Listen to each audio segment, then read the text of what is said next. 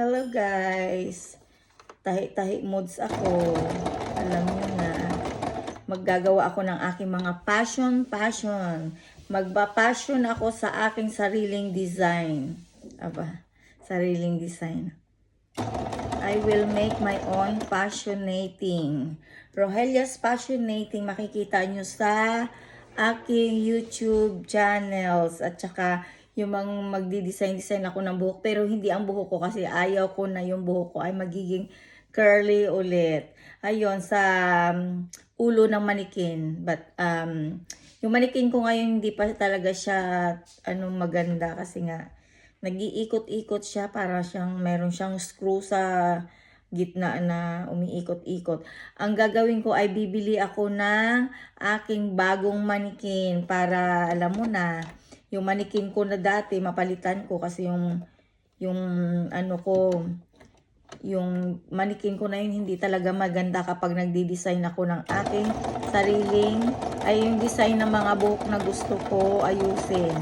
Kaya hayon, para matuto pa ako, para ma-improve pala yung mga talent ko.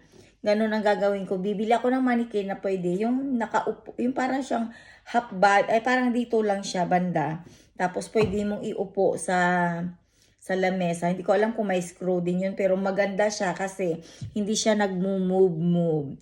Yun lang guys, silent mood ako, pero ito nga ang gagawin ko, nagagawa ako ng damit na isusuot ko kung ano yung isusuot ko. Mag-passion ako na gagawa ako ng aking video. Yun lang. Ingat kayong lahat at sana ay okay kayo lagi. Basta pray lang kay God.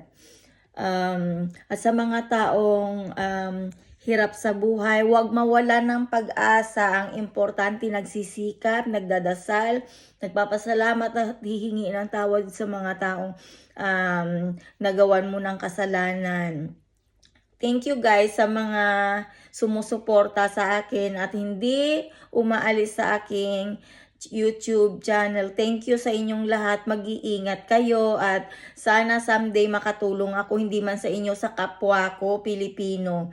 Kapag ako kapag naging okay ang income ko sa YouTube, hindi ko kakalimutan na magbigay ng tulong kung sino yung gusto kong maabutan ng tulong. Sana isa kayo sa maabutan ko ng tulong someday.